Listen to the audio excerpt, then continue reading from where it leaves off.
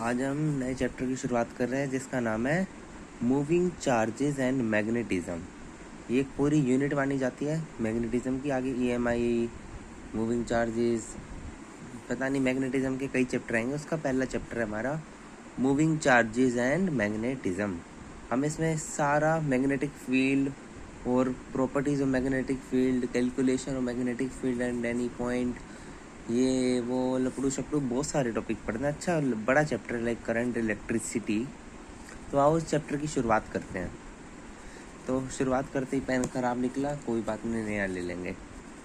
Okay, so magnetic field generate कैसे होती है।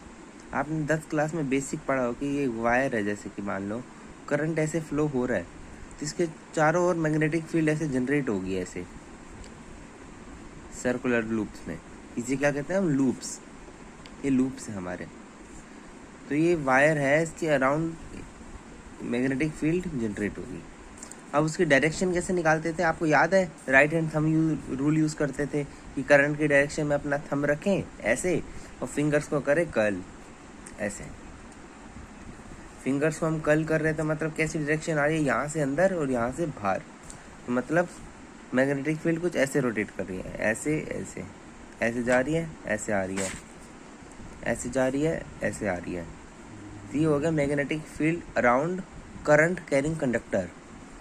हमें पता कैसे लगता था कि मैग्नेटिक फील्ड आ रही है? हमें कंपास से टेस्ट करते थे कि कंपास की नीडल को हम पूरे रास्ते लेके जाए तो कंपास की नीडल धीरे धीरे धीरे धीरे हमें पूरा एक डायरेक्शन दे देती थी चारों तरफ। इससे हमें पता लग जाता था कि मैग्नेटिक फील्ड की डायरेक्शन क्या है। उस कंपास के नीडल में डिफ्लेक्शन होती थी, ऐसे ऐसे ऐसे ऐसे। सो हमारा कंक्लूजन क्या निकला, जो हम लिखेंगे, इंग्लिश में लिखना तो पड़ेगा, तो कंक्लूजन बोल रहा हूँ क्या होता है। कंक्लूजन ये है कि ये लिखना कि there is a field near to a current carrying conductor. ये कंडक्टर है।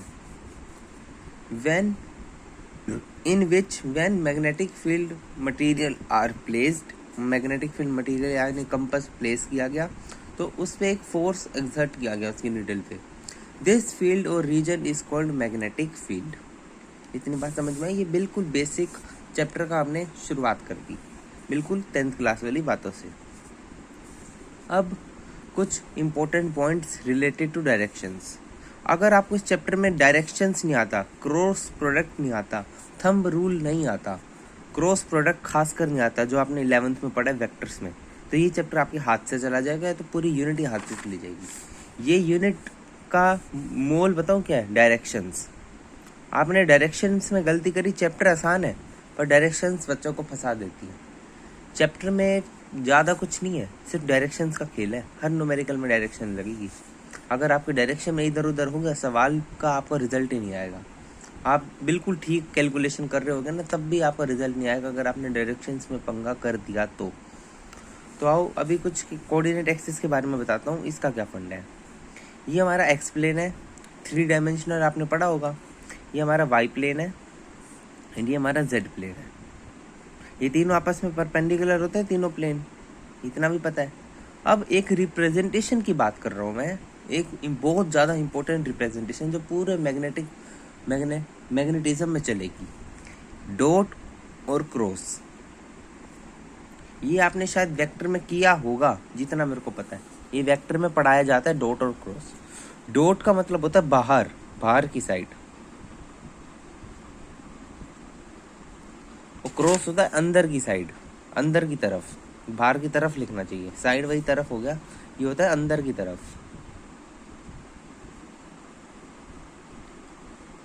अब देखो, जैसे कि मान लो ये मेरा वायर है, ठीक है, ये मैग्नेटिक फील्ड में ऐसे करूंगा तो इस साइड क्रॉस होगा।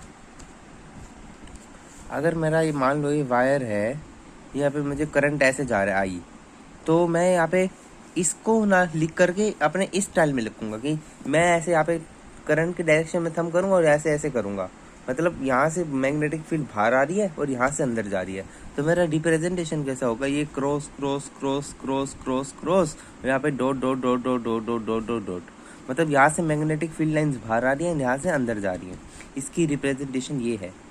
और इसी को अब ये देखो, जेड एक्सिस ऐसे है, ये जेड एक्सिस होती ऐसे है, एक्स वाई एक्स और ये जेड ऐसे बाहर की तरफ आ रही होती है। ये जो बाहर की तरफ आ रही होती है हम इसे देते हैं प्लस के कैप। ये बाहर की तरफ आ रही है डॉट वाली है, ये है प्लस के कैप हमारी, क्योंकि सवालों में डॉट क्रॉस तो लिखेगा नहीं जब आपको कोई वैल्यू देगा। और अंदर की तरफ है मतलब नेगेटिव जेड एक्सिस आ रही है, तो पॉजिटिव जेड एक्सिस है। वो जो हम अंदर दिखा रहे हैं ना वो नेगेटिव जेड एक्सिस है। जैसे नेगेटिव एक्स एक्सिस ये है, नेगेटिव वाई एक्सिस ये है, तो नेगेटिव जेड एक्सिस मैं नोटबुक पे दिखा नहीं सकता ना। मान लो ये है ऐसे नेगेटिव जेड एक्सिस, मतलब जो अंदर की तरफ जा रही है। तो नेगेटिव जेड एक्सिस जो हमने क्रॉस दिखाया वो है एक्चुअली में माइनस के कैप, वो है प्लस के कैप, वो है ये है माइनस के कैप।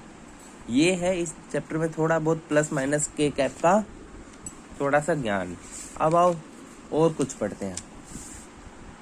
अब मैं आपको वो बताऊंगा थंब रूल। थंब रूल अभी बताने की जरूरत है। अभी थंब रूल में आप ऐसे यूज करना कि करंट की डायरेक्शन में अपना अंगूठा एंड मैग्नेटिक फील्ड डायरेक्शन में जो आपकी फिंगर्स कर्ल हो रही है। आगे ना ये रूल थोड़ा सा आपको इजी बनाने के लिए मैं कुछ करूंगा, वो अभी नहीं बताऊंगा वरना आप कंफ्यूज हो जाओगे, ठीक है। अब ऐसे आओ एक चुटपुट सवाल करते कि मेरा करंट ऐसे जा रहा है, तो इसकी डायरेक्शन निकालिए। तो ये मेरा थंब इसकी डायरेक्शन में, यहाँ से फिंगर बाहर आ रही है और ऐसे रखूंगा तो अंदर जाएगी। ये मेरा डायरेक्शन है ना करंट की, तो यहाँ से बाहर तो एक्चुअली यहाँ से अंदर जाएगी। तो मेरी रिप्रेजेंटेशन कैसे होगी? अरे कैमरा, यहाँ तो अंदर जा रही है मैग्नेटिक फील्ड और यहाँ बाहर आ रही है। अंदर जा रही है मतलब माइनस के कैप है और बाहर आ रही है तो मतलब प्लस के कैप है, ठीक है। मतलब डायरेक्शन ऐसे है, कुछ ऐसे जाके अंदर, फिर यहाँ से ऐसे बाहर, ऐसे। मतलब ये वायर है तो मैग्नेटिक फील्ड लाइंस ऐसे है। ये स्ट्रेट वायर है तो मैग्नेटिक फील्ड लाइंस ऐसे है। मतलब इस मान लो वायर है और इसके चारों तरफ ऐसे मैग्नेटिक फील्ड लाइन आ रही है, इसकी ये डायरेक्शन है। मान लो वायर है तो डायरेक्शन ऐसे है, इसे क्रॉस करती हुई ऐसे, यहाँ से बाहर, यहाँ से अंदर, ठीक है। और मान लो मेरी ऐसी सर्कुलर वायर है तो इसका क्या होगा? ये भी मेन डायरेक्शन तो यही है, तो मैग्नेटिक फील्ड लाइंस ऐसे आएगी। मतलब इस पिछली साइड से बाहर निकलेगी और इस साइड से अंदर जाएगी। वही राइट हैंड थंब रूल, यहाँ से बाहर और पूरा हाथ मोड़ूंगा तो यहाँ से अंदर। तो यहाँ पे क्या रिप्रेजेंट करोगे? बाहर मतलब डॉट और अंदर मतलब क्रॉस, ठीक है। अब एक सर्कुलर रूप है, इसके अगर कोई पॉइंट ओ के अलोंग बतानी है मैग्नेटिक फील्ड, तो सर्कुलर रूप में मैंने मान लो करंट ऐसे फ्लो करा दिया। अगर ऐसे फ्लो करा दिया, ये देखो डायरेक्शन इधर, मेरी फिंगर इधर, मतलब इसकी बाहर वाली साइड से अंदर और अंदर वाली साइड से बाहर। बाहर का मतलब होता है डॉट, मतलब अंदर से मैग्नेटिक फील्ड बाहर आ रही है यहाँ से और यहाँ से अंदर जा रही है। ये हो गया कुछ रिप्रेजेंटेशन, मैग्नेटिक फील्ड हम रिप्रेजेंट कैसे करते हैं। आओ, तो इतना समझ लिया। अब आओ एक चीज बताऊंगा आपको, रुको। अब हमारा एक टॉपिक है छोटा सा, इसके बाद एक लो आएगा। वो लो इतना ज़्यादा इम्पोर्टेंट है ना कि डायरेक्ट एडवांस तक में क्वेश्चन आते हैं। मेंस तो देता ही देता हर साल, बल्कि एडवांस को भी वो टॉपिक पसंद है। वो चैप्टर का पहला छोटा सा टॉपिक है, कहेंगे छोटा क्योंकि गिनती के 2 फॉर्मूलाज हैं, बट उसके सवाल आप कितने हाई से लो लेवल बना लो, हाई लेवल बना लो, जितने लेवल के सवाल बन सकते हैं वो सवाल उस टॉपिक से जितने लेवल के सवाल बना सकता है कोई भी एग्जामिनर।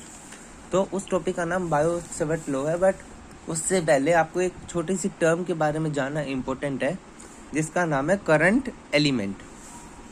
क्या नाम है? Current element. तो आपने उसमें पढ़ा होगा करंट डेंसिटी। ऐसी हम यहाँ पढ़ेंगे करंट एलिमेंट नाम की चीज है। कुछ नहीं, हमें पता है कि करंट क्या है, स्केलर क्वांटिटी, ठीक है। तो हमको एक क्वांटिटी डिफाइन करनी पड़ी जो हमें डायरेक्शन दिखा सके। एज मैग्नेटिक फील्ड करंट से रिलेटेड है, तो मैग्नेटिक फील्ड में हमें कुछ डायरेक्शन चाहिए, इसलिए हमें एक टर्म बना दी जिसे हम कहते हैं करंट एलिमेंट, जिसका रिप्रेजेंटेशन होता है IDL से। ये करंट की डायरेक्शन, तो देखो करंट की डायरेक्शन तो होती है बट वो स्केलर क्वांटिटी है, but at a particular point हमें अगर उसकी मैग्नेटिक फील्ड ऑब्टेन करनी है तो हमें उसके लिए एक डायरेक्शन वाली टर्म लेना ज़रूरी है, जिसे हमने नाम दे दिया करंट एलिमेंट। रिप्रेजेंट इसका ऐसे होता है IDL से। ये कुछ नहीं है, एक करंट और उस करंट में जो छोटा सा वायर का स्मॉल सेक्शन है DL लेंथ का, उसका प्रोडक्ट है जो हमें उसकी डायरेक्शन दे देता है। कुछ नहीं है, बस एक मान लो एक नामकरण चीज है, ये कोई बंदा है जिसका नाम करंट एलिमेंट है, बात खत्म। इसकी एक डायरेक्शन होती है DL से। इतना समझ में आ गया? ये करंट एलिमेंट क्या करता है, डायरेक्शन देता है जो करंट की डायरेक्शन में होती है, और हम इसे वेक्टर क्वांटिटी डिफाइन कर देते हैं। करंट तो स्केलर क्वांटिटी है, बट हमें करंट की वेक्टर क्वांटिटी का कुछ चाहिए, तो हम करंट को डायरेक्ट वेक्टर क्वांटिटी तो कह नहीं सकते। हमें मैग्नेटिक फील्ड की स्टडी करनी है, तो हमने इसको क्या किया कि करंट की एक वायर है, उसके एक छोटा सा DL लेंथ का हिस्सा ले लिया और उसे IDL का प्रोडक्ट कर दिया। IDL का प्रोडक्ट मतलब एक वेक्टर क्वांटिटी डिफाइंड होगी जो हमें करंट की डायरेक्शन के साथ दे रही है। करंट की डायरेक्शन के साथ उसी की डायरेक्शन है। आओ, इतना सा करंट एलिमेंट के बारे में ज्ञान लेते हुए हम चैप्टर के बहुत प्यारे से टॉपिक बायोट-सवर्ट लॉ के अंदर जा रहे हैं। ये टॉपिक बहुत इजी है, ये कॉम्प्लिकेटेड बन जाता है कुछ उन बच्चों के लिए जिनको थोड़ी सी मैथमेटिशियन में प्रॉब्लम है, जिनको थोड़ी सी कैलकुलेशन पसंद नहीं है, जिसका थोड़ा सा एंगल और बेसिक मैथमेटिक्स अनक्लियर है, मतलब कमज़ोर है, क्योंकि अनक्लियर तो है नहीं क्योंकि आप 12th क्लास में आ गए हो। तो बिल्कुल ईजी है, डरना नहीं है इस टॉपिक में। आओ, इसके कुछ फॉर्मूलाज है जिसकी डेरिवेशन की लिटरली नीड नहीं है, ना इसकी डेरिवेशन आती है। तो आपको 2 फॉर्मूलाज है, बिल्कुल याद रख लेने हैं। तो बायोट-सवर्ट लॉ का पर्पस क्या है, वो करता क्या है, बायोट-सवर्ट लॉ डिफाइंड क्यों हुआ? वो बायोट-सवर्ट लॉ जो है हमारा, मैं लिख लेता हूँ, बायोट-सवर्ट लॉ ये क्या करता है, हमें एक gives us small magnetic field. एक सेकेंड, स्मॉल, अरे भाई रुक जा, स्मॉल मैग्नेटिक फील्ड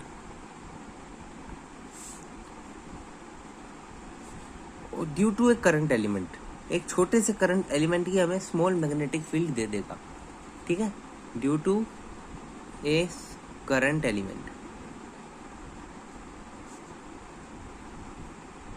हाउ, कैसे? मान लो मेरा एक ऐसा सा कंडक्टर है, कोई भी ऐसे वायर तो कोई भी कैसे भी बना सकता हूँ मैं, और मुझे कहा गया मुझे इस पॉइंट पे मैग्नेटिक फील्ड चाहिए, DB स्मॉल मैग्नेटिक फील्ड चाहिए, और मेरा छोटा सा पार्ट है ये जिसे मैंने बोल्ड कर दिया, ये मेरा एक करंट एलिमेंट है जिसे मैं नाम दूंगा IDL, जो मैंने आपको रिप्रेजेंटेशन बताई थी, और ये यहाँ पे थीटा एंगल बना रहा है भाई साहब, और यहाँ हमारी क्या आएगी, एक स्मॉल मैग्नेटिक फील्ड आएगी, स्मॉल मैग्नेटिक फील्ड, MF लिख रहा हूँ। ये DL बहुत छोटी लेंथ है, ये एक स्मॉल लेंथ है, ठीक है। ये डिस्टेंस हमारा R है, यहाँ से लेके यहाँ तक का। सबसे पहले तो आप ये देखो कि यहाँ पर मैग्नेटिक फील्ड हम मान लो निकाल लेंगे बाद में, जैसा निकालना होगा। यहाँ मैग्नेटिक फील्ड की डायरेक्शन क्या होगी, करंट ऐसे फ्लो कर रहा है, ये राइट हैंड हम लोग लगाएंगे, यहाँ पे मेरी डायरेक्शन में करंट, यहाँ मेरी फिंगर्स तो ऐसे ऐसे अंदर जा रही है, अंदर जा रही है, तो यहाँ डायरेक्शन क्या होगी, क्रॉस, और मैं यहाँ पे लिख सकता हूँ -k cap, negative Z axis में जा रही है। अब इस बायोट-सवर्ट भाई साहब ने कुछ जुगाड़ करे, एक्सपेरिमेंट किया, साइंटिस्ट था भाई साहब, तो बाय एक्सपेरिमेंट एक डाटा उसने कंक्लूड किया जो हमें डायरेक्ट जानना है, इसका प्रूफ नहीं है, आप भी एक्सपेरिमेंट कर लेना, उससे सीख के अगर चाहिए प्रूफ। तो बाय बायोट-सवर्ट लो इसने कंक्लूड किया जो यहाँ पे DB मैग्नेटिक फील्ड है ना, स्मॉल मैग्नेटिक फील्ड, वो प्रोपोर्शनल में उसे दिख रही थी IDL के, इस करंट एलिमेंट के प्रोपोर्शनल में इसे दिख रही थी। इसे एक और प्रोपोर्शनल दिख रही थी, थीटा एंगल है, उसे तो साइन थीटा के प्रोपोर्शनल दिख रही थी। ये उसका कहना है, मेरा कहना नहीं है। और जो ये डिस्टेंस R है उसे इनवर्सली प्रोपोर्शनल टू R² दिख रही थी। उसने 3 बातें देखी और इन तीनों को कंबाइन करके इसने लिख दिया dB proportional to IDL sine theta upon में R स्क्वायर।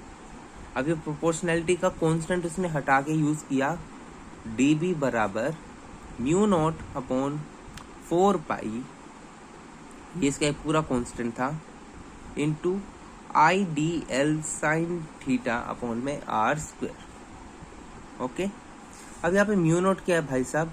म्यू नोट इस चैप्टर में है मैग्नेटिक परमिएबिलिटी, जिसका आप अभी आगे जाके और पढ़ोगे, अभी बस नाम जान लो, ये है मैग्नेटिक परमिएबिलिटी। परमिएबिलिटी, ये है मैग्नेटिक परमिएबिलिटी। इसकी वैल्यू, पूरे कांस्टेंट की वैल्यू क्या होती है? म्यू नोट बाई 4 पाई की कैलकुलेटेड वैल्यू है, ये होती है 10⁻⁻⁷, याद रखना, ठीक है। वैसे अभी इसकी जरूरत नहीं है, बट वैसे आगे न्यूमेरिकल्स में काम आएगी। ये वैसे तो सारा वेक्टर है, बट हमने लिख तो दिया स्केलर, बट इसका वेक्टर प्रोडक्ट इसने डिफाइन किया। कैसे किया आ जाओ बताता हूँ।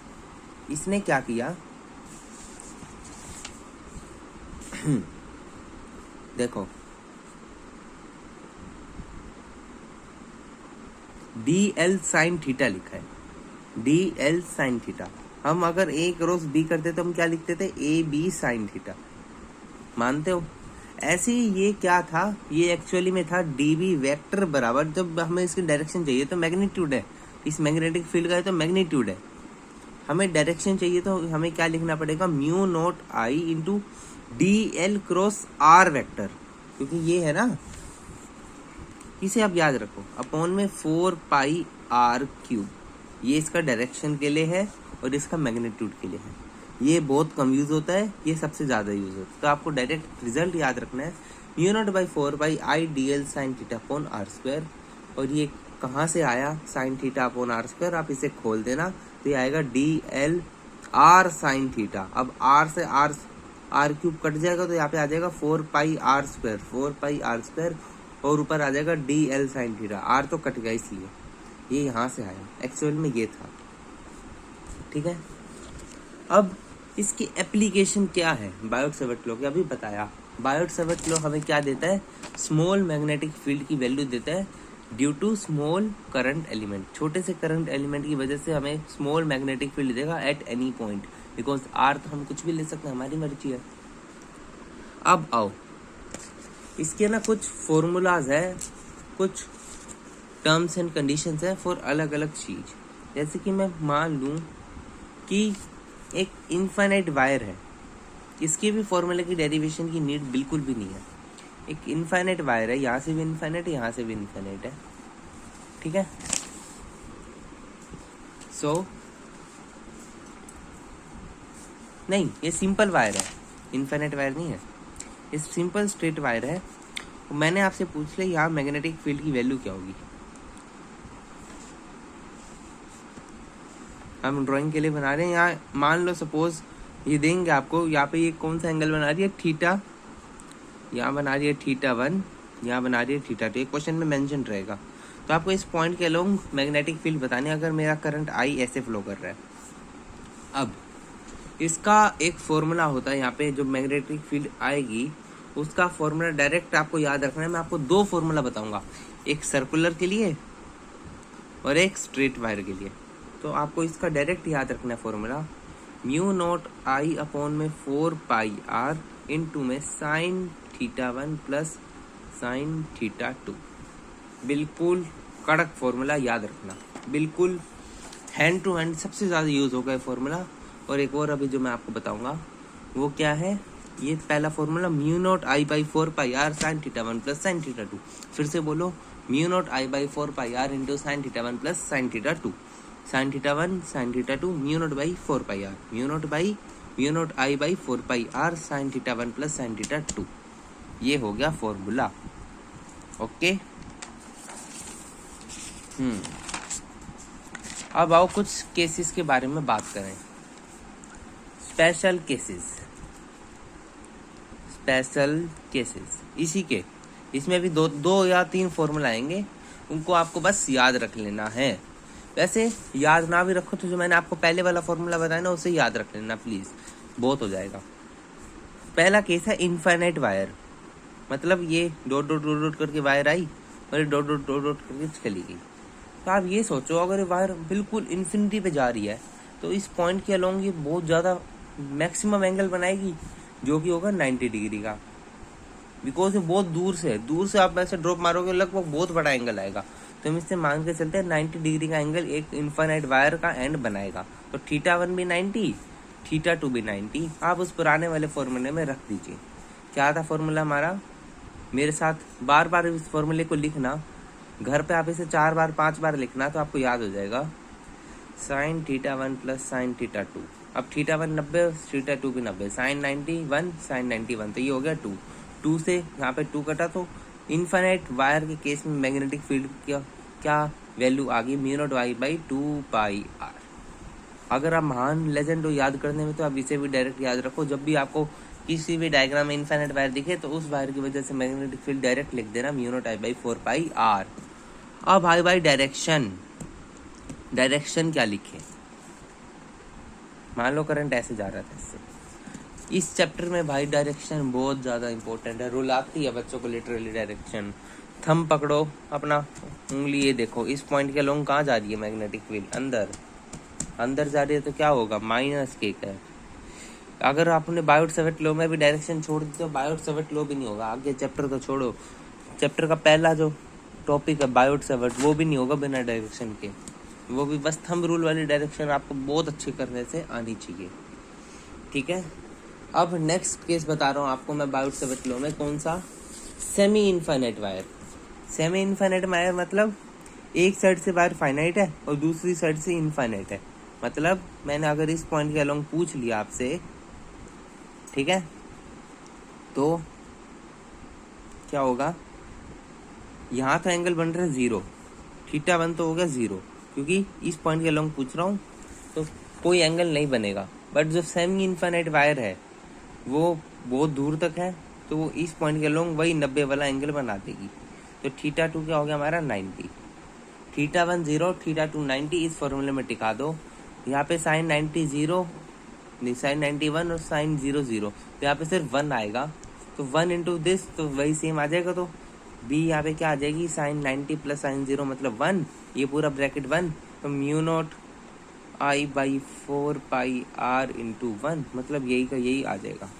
डायरेक्शन मान लो इस बार मेरा करंट ऐसे फ्लो कर रहा है, मेरी मर्जी, तो मैं अपना अंगूठा ऐसे रखूँगा, ऐसे घुमाऊँगा, मतलब मैं कैसे बताऊँ, अंगूठा ऐसे है तो मेरा मैग्नेटिक फील्ड कैसे टर्न कर रही है, ऐसे बाहर आ रही है इस पॉइंट से, क्योंकि मैं इस पॉइंट पे मेजर कर रहा हूँ तो मेरा अंगूठा ऐसे और मैग्नेटिक फील्ड फिंगर का कर्ल कर रही है बाहर की साइड मतलब डॉट मतलब प्लस k कैप, यार इसके साइड में लिख दो कि प्लस k कैप। ये हो गया हमारा सेमी इनफाइनाइट वायर, मतलब एक साइड से फाइनाइट है एक साइड से इनफाइनाइट वायर है।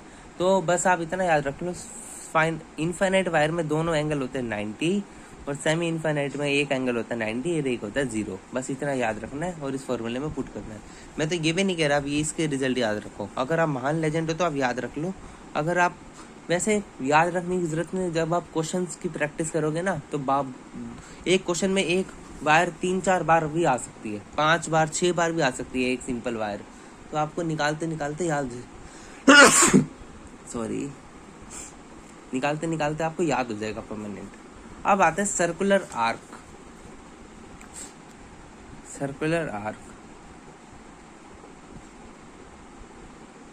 ठीक है।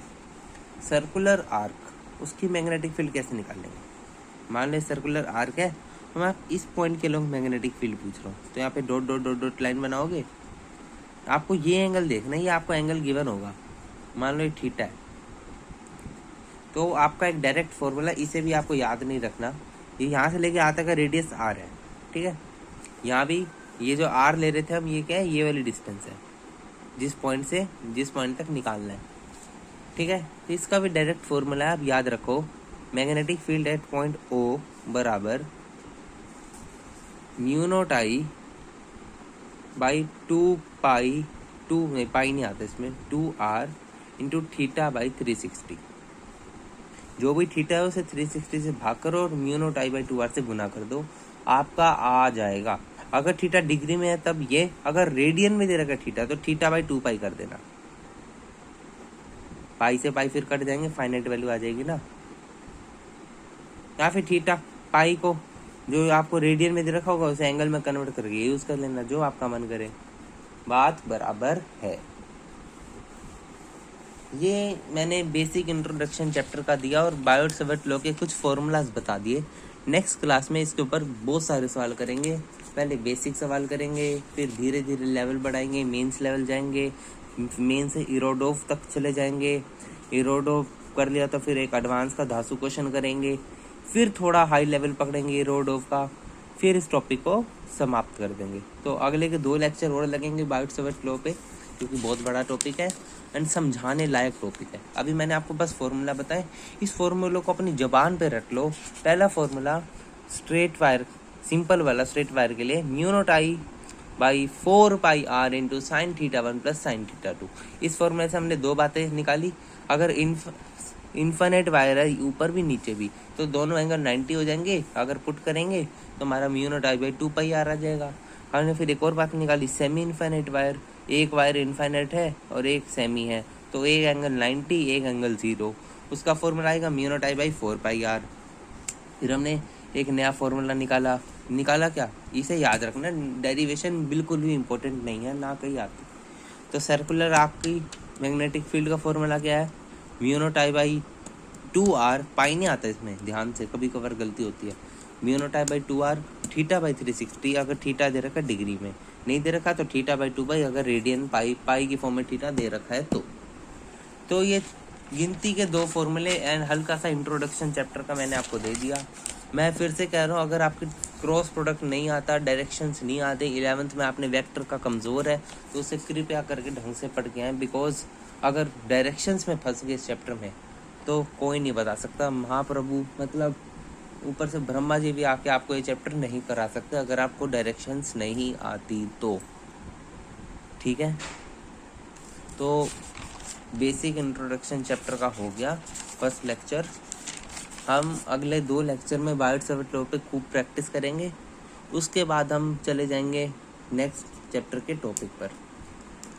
तब तक के लिए ये फॉर्मूला याद रखें, बिल्कुल फॉर्मूला याद रखें, 3-4 बार खुद कॉपी पे लिखिए, अपने आप याद हो जाएगा। तब तक के लिए बाय।